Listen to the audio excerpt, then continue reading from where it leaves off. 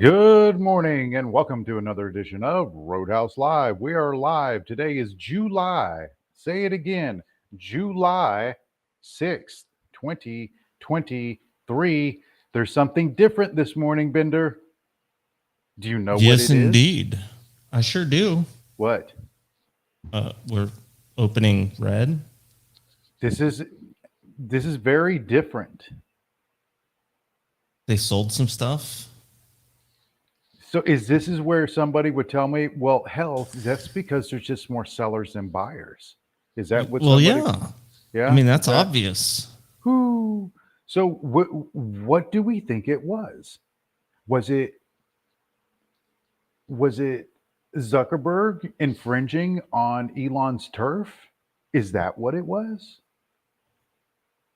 No, it was technical. Oh, it was technical. Yes.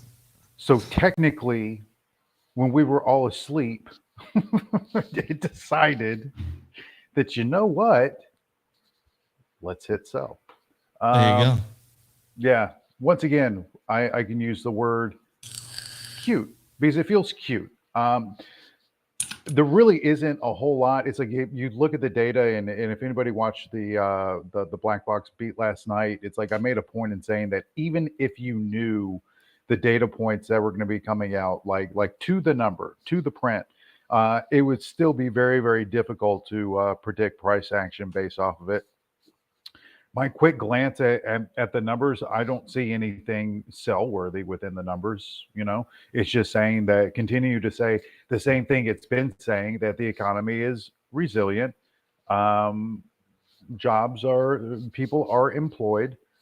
That hasn't changed. There's nothing really within the data that's changed, especially coming on the heels of what you call the Fed minutes yesterday. Same story being reiterated this morning. Another Fed speaker basically reiterating the exact same talking points. Everything is still the same. The only difference is we have red candles this morning instead of the green thunder sticks that we usually get based off of any commentary word or anything otherwise. Um, Yellen is in a China. She's going to do some China stuff. VIX is up 10%. Dollar, oddly enough, relatively flat. And we're coming into this morning to where we have completely lost that flag. And Bender's going to show us some other stuff that we need to be aware of. So, without further ado, Bender, do you ado? Have you adued? Adued? I don't. Are you an ado-ish person? More of a don'ter. Don'ter? I Yeah, don't. Yeah. I can see that. I can see that. You have standards. You have a code. That would just be. It would be like almost like you going to a restaurant and ordering the snails. I don't see that either. Oh, I've had I don't. escargot before. I'm not saying that you haven't had it. I like I'm it. saying that you would order it like off the bat, being like, "Yep, no, I'm there. This is what I want." I Am I mean, wrong about this? I would eat it as a yeah. I would, but I Would you be can't remember thinking the last time I've been to a restaurant that has. So it's not something that I right? commonly see on the menu at the places I frequent. You telling me that Jimmy's Burger Shack doesn't have that escargot on the menu? No, they have something escargot, and I'm not sure what it is. I'm not sure what Let it me is. get let me get that escargot. Can I get that escargot? That too. Well, why don't you walk us through this chart because this is a sustained little cell, little mini cell. Um, so tell us about it. Well, how about I'll just show you right there. Oh wait, you can't see it. I mean, you could tell me about it. I think um, it, the levels that are on here, the stuff that's on here, obviously hasn't. We haven't changed anything. This is the same chart we've been talking about. We have now come back down. This regular trading hours gap here. Uh, this is the gap that we gapped up and created it, and then gapped down through it we've gapped this gap more than once. Let me go to. So you're telling me that this gap is like the 40-year-old virgin, is what you're really telling me. Yeah, it doesn't Untouched, want to get unsullied. filled. No, just like no. Yeah. We created it when we gapped down. We left that behind. And then we gapped up and never really filled it. And now it's looking like, maybe, depending on where we open, that, we may end up gapping down below it. We'll see. Eventually, that thing's going to get filled during regular trading hours. We'll see. But that's where we're at. We're right back into that gap. You can see we're below this channel midpoint, that longer parallel channel. Down below, we have, so we're currently sitting 44, 46, 25. 44.38 marks the bottom of a daily fair value gap. So if I go back out to the daily, we've talked about right there, that's the bottom of the fair value gap that was left behind on this candle. So going back to 60 minute, you see where that comes from. That's 44.38. Below that, this 50% retracement, that comes from a move down here from, what was that, 43.69.25 or so, up to the top here. So I just measured that up move up to 44.98. 50% of that comes in 44.33.75, 44.33.25, right in there. Let me do this. Yeah, 44.33.25. That's the midpoint of that up move. If we find ourselves below that, we've got this volume imbalance on the daily down here in the 44.20s. How many? 44.17.5 to 44.23.75. That's another about 30? 20, Okay. 23 to 26 Okay. down from here. Yeah. So that's still kind of hanging out there. Am I wrong in looking at this? Is that they've almost like overnight sold us into a buy area? Potentially? Yeah, I mean, potentially. Yeah, once this daily fair value gap, I mean, as we get, I would expect that we get a bounce in there if we don't, now that, I don't, see what they do with this regular trading hours gap, if that, means anything, or if we're just going to trade, right through it. But yeah, this daily fair value gap and this 50% retracement, like you would expect to see some bouncy in here. Yeah. I would have liked if they would have done this yesterday intraday. Yeah. I would have appreciated that more. I think we all would have. And then, so you got that volume imbalance there on the daily. And then the next big thing that you have, you can see these are 15-minute candles. So you can see some stuff in here, obviously right around that 4,400 number. But that old new week opening gap is sitting down here, 43.89 is where that sits. You got some more stuff, down in here. But bigger picture is that trading back through or into that old gap, you got this daily fair value gap, that 50% retracement, and then this volume imbalance down here. If obviously we've left some stuff behind in these candles, right? So, it's not uncommon for us to see some repair back into this when they do decide to bounce it. I think, on any sort of push up, you look at the top of this gap, right around that 44.51, right? And then 53 marks the top of this 15-minute candle right in here. If it gets through that, it's probably going to fill, come retest this, the midpoint of that channel right up in here into the 44.60 area. And then obviously, if they really want to make it hurt, they're going to take it back up and over 67.25 and then dump it. Right. If they really want to bring the pain. Right. That's about all I got on this. This chart, it's, once you put your levels on there, we come back, we revisit them, and they keep coming into play. Just basically going back to those weird green candles that just magically appeared from, what was that, last week? Mm-hmm. So we're just resetting the deck, like, officially. So now what?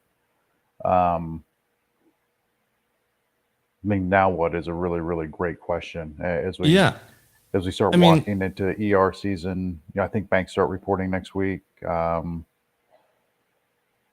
Apple's- back out to the daily, right? Like this pullback right here, that was the 50% retracement from here to here. It pulled back 50% and then pop, right?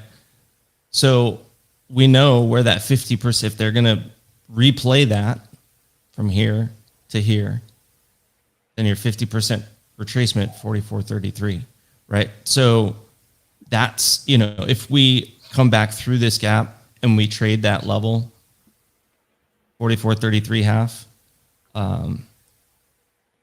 it is almost an exact repeat of this. Like, we traded to the bottom of this daily fair value gap. See that shaded box right there? So they pop it, traded back right into that daily fair value gap, which was the 50% retracement of this, and then pop. So, they could run the same game if they want to. So if it comes down and fills that in, that 44.38.25, see what it does with that level if it wants to come get this 50% retracement. But, this is the level right here where if you're looking for it to fill this volume imbalance or back down to this new week opening gap, it could certainly do that, but they didn't do it here, right? We had this new week opening gap that was sitting out down here, and they never came down and touched it. You also have this huge fair value gap on the daily right in here, and it never came down to fill that. No, it stopped at that 50% retracement and that first daily fair value gap there. That's where it stopped and reversed. So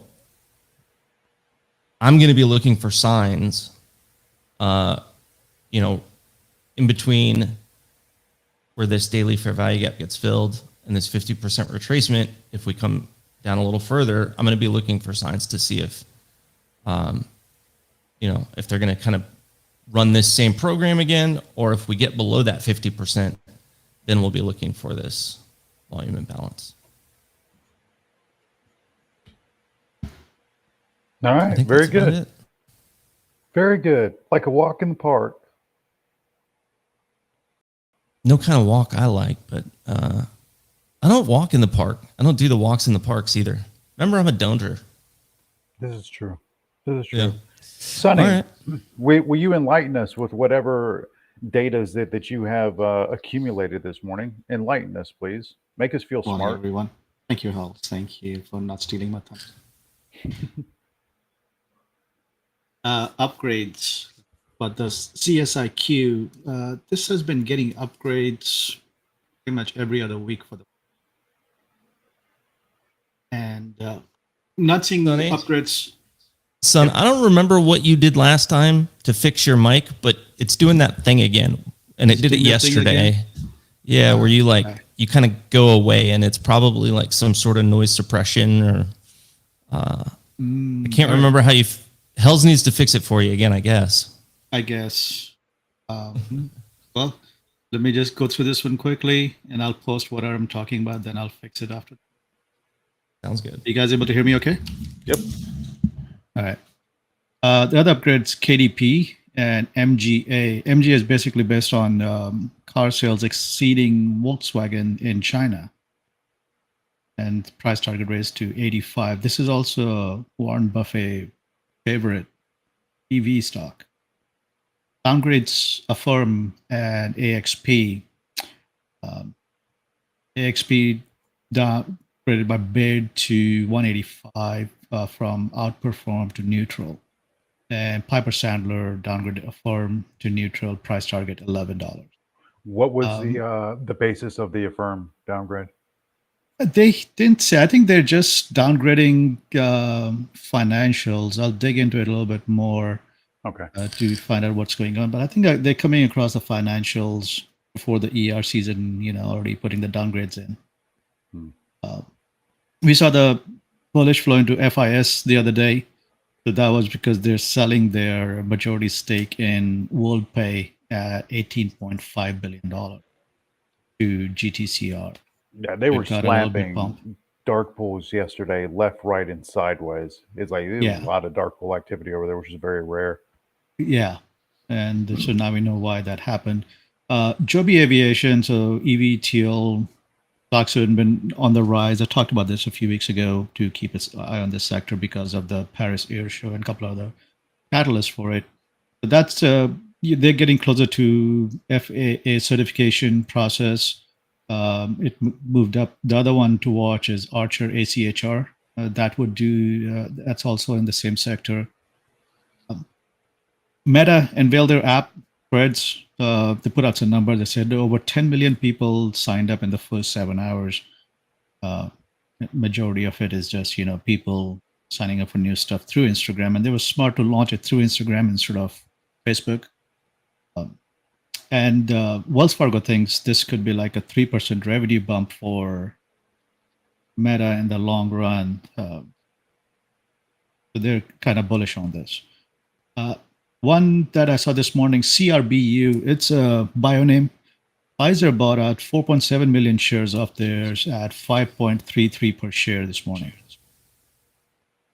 So that's all. Huh.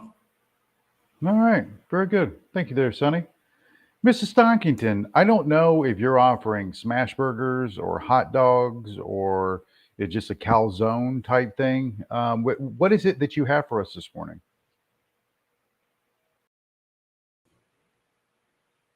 Stonkington. Is this going to be one of those things where he just is talking to his mic and doesn't realize that no one's home? Yeah, he You made him sign disconnected. off. He just disconnected. Give him a minute, 30 seconds. I'm sure he'll be back. There was a 30-second fair value gap, wasn't there? It was the 30-second Stonkington gap.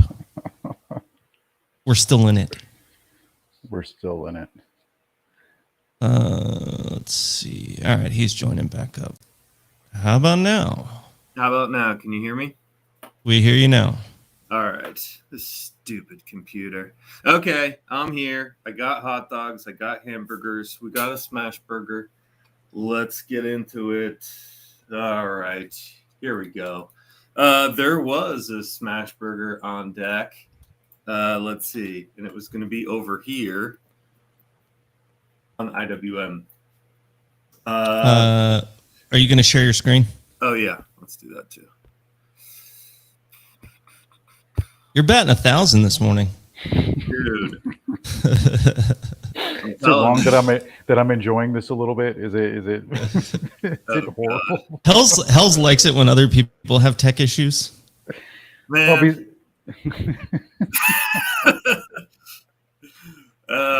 This is the one. I'm like, I got this computer. It can't do the melon, whatever, All right, that's a complaint for another day.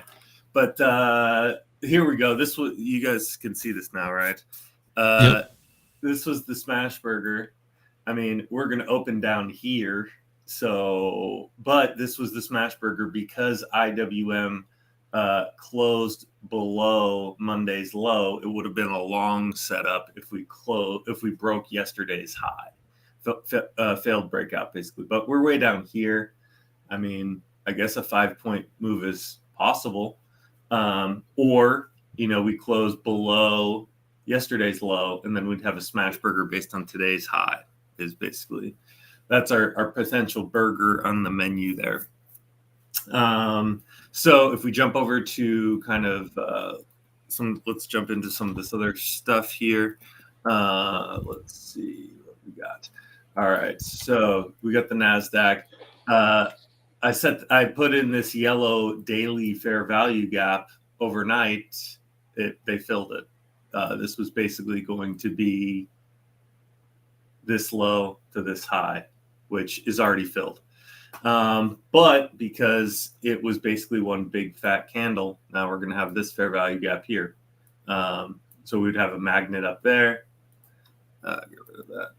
So basically, we'd have a magnet here below.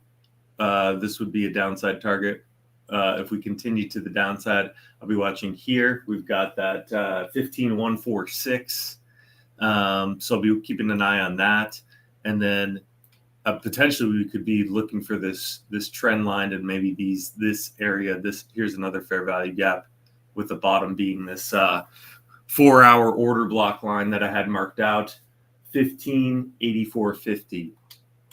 So if we're going to continue to the downside, that's what I'd be looking for. And we don't really have that far to go to potentially grab this super massively older trend line. We overshot it a little bit here. Maybe we can do some adjusting there, that kind of thing. So kind of going to be head on a swivel, see what we get if they continue. I'm not going to be, this is like definitely not going to be touching it. Give it some time. It's like after the massive move overnight, kind of like Hell said, this would have been fun during the day, but now it's like, well, we got to just kind of let things chop around a bit and see how the setups play out. A lot of patience today is going to be important. So that's kind of what I've got on the NASDAQ. We've got, an upside target right here, which would be that 15,264.50. And then we've got some downside targets just based on some of these fair value gaps. If we jump over to the Russell, this is what I was looking for to play out on the Russell, was like maybe building out a huge flag, which obviously did not work. So I had this hourly order block line, which has already worked as support pre-market. That was 1865.80.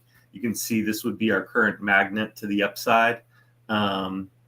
Just based on, this one candle not having anything kind of, this is just would be a fair value gap. We've got a couple above. If we were to push to the downside, you can see based on this big wick, this just left this fair value gap here. So if we got to 1852.40, then next we could potentially be looking at 1846 flat. So that would be kind of what I'll be looking at on the Russell. If we jump over to some individual tickers, let's see. Tesla was a daily inside bar. And so this is kind of what I had going here on Tesla. Purple boxes, just gaps. I think I drew those up on a 4-hour. So now that we have lost this 278.85, we could potentially be using that as a call trigger. You can see this is an important level, how many times it's reacted. This was going to be the call trigger. I think it's still not a bad line to have on your chart, but I would be using now this one, 278.85 as the call trigger. Below, I'd be watching this dark pool. 275.61 also came into play, important line. You can see it bounced off of it. It's rejected there. And then we've got this gap below. So we'll kind of see what we get there on Tesla. Coin was the other one. Daily inside bar. And here still in this range. That's actually kind of looking like it could. This is like a nice little compression going here. So below, I'll be watching this. What is that? 76.90. I'll keep an eye on that line for downside. And then to the upside, we've got this 80.95 dark pool. And we'll see if they can pop and hold that. I think I missed it, but Hells caught some bulls on coin yesterday. Held up nicely compared to the rest of this sell-off. But that's all I got for today. Yeah, and it appears that whole little crypto space is again performing pretty well. I know the majority of pre-market, all the Maras and riots and whatnot, were holding green. Um, I'm not real sure where they're sitting now, but it definitely an interesting place. As far as flow, stock from what we saw yesterday, probably the best flow that we saw was that meta, that heavy weekly put writing. Outside of that, it really felt like flow was a little bit vacant in a lot of ways. There were some weekly chase lines. Microsoft had some chase lines to the upside, but very little individual put flow hanging out there. Tesla really lacked weekly call flow, which is interesting because it's holding up fairly well. Going back to the overall narrative on the Russell, I know everybody keeps on looking to buy the Russell over and over again, but do they even know what they're buying?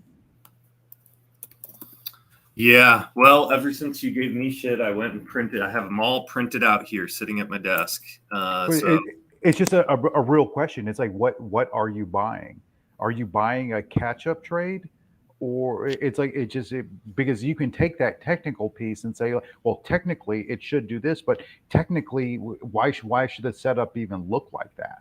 Technically, the question about the Russell is one of those. It's just like there's nothing good, and I'm just a massively broad stroke here, but there's nothing of value. Why would you buy anything in the Russell when you could buy Google in the low 120s? Why? For what? For yeah, what? I mean, I think we kind of talked about it really quick one day on Voice that the idea was like when you see Meta up 150% in a year, when you see Nvidia up 200%, and you have your money with a hedge fund, and you check in with your hedge fund, and they're like, oh, your money's up 1.8% for the year. It's the end of the second quarter. Then you're like pissed off. You're like, well, how is the market on fire and my money is not? And that was kind of like, they talked about it a bunch on Fast Money. And it was like, well, this rotation idea. It's like, well, the NASDAQ needs to cool off. So what am I going to hit? The Russell's lagged. But I think your point is valid that it's like, well, you're looking for somewhere else to put your money. But if you're putting it into a burning pile of shit, it's, so I think that was kind of the logic behind, looking for bull moves on the Russell. But, always just comes down to trade the chart. It's like if you're looking at the chart and you're thinking about what some random rich person with money in a hedge fund is doing, it's like you're going to have some weird bias that might not have you reading the chart correctly, basically. So that's kind of how I'm approaching it. And just, it's like I was looking for a massive bull flag, but we didn't get a massive bull flag. So just trade the chart. Yeah. Yeah. And it's not an indictment on you or anything along those lines. Is I think it's more of a symptom of the market to where you start getting to the point to where you made the point as far as running up, because you can look at Nvidia or look at Meta or look at some of these others that have just, exponentially pounded the upside this year. Number one, there's a reason for it that they actually have something going on and actually do make real money. That's one piece of it. Mm-hmm. But the other thing behind it, it's like, why was a Russell lagging? What are we looking at with all of that? And it's like it becomes very difficult in a market like this to where all of a sudden, just because something is downtrodden, we start throwing money at it. Yeah, agree, definitely. And that's in a lot of ways that's what we've seen with flow over the last couple of weeks. We've seen names that haven't gotten a lot of activity. All of a sudden, it's like, well, it's down here, so we might as well buy it. But why was it down there? Yeah. Everything comes out in the wash. I think Phil said something or posted something as far as was it the 10-year jumping or some year jumping up and over 4? That's one of those little magic lines that everybody gets very kind of anxious about.